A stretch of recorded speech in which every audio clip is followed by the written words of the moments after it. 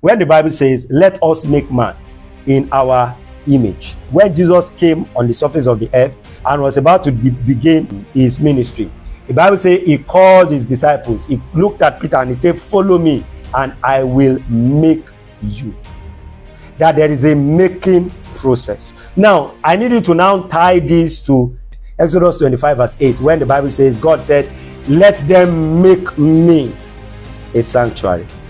So when God is saying, make me a sanctuary, the question is, who is the person to make him the sanctuary? The answer is in the book of Genesis chapter 2 verse 7. And God made man. So the man that will make God a sanctuary is the man that God has made. It's just like when Moses was going to deliver the children of Israel from Egypt, and he saw two Israelites were fighting. And you know, when he was trying to mediate between the two of them, you know the question that they asked him, that Moses ran away.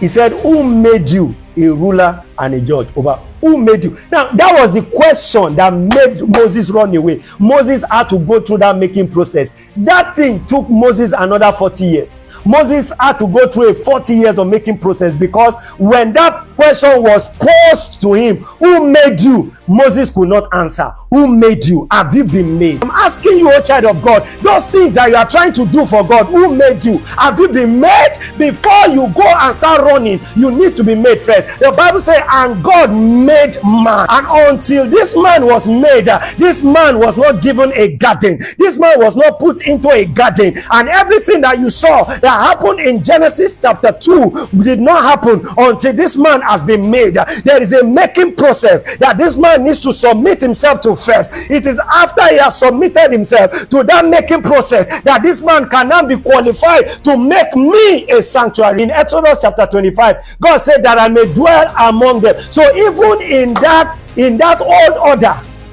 the requirement of God was high. Talk more of in this dispensation of grace, because in that dispensation, God was not living inside of them.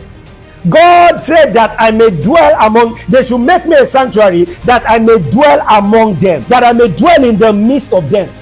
So in that era, God had a tabernacle for his people. But in our own era, God has us as his tabernacle. So if I am going to warehouse the presence of God, if I am going to carry the presence of God, there is something that is not negotiable, is that I must submit myself for a divine making. There is a making process. God must make me. If God has not made me and I am trying to make him a sanctuary, whatever sanctuary I am making him is a sanctuary that will not attract his presence.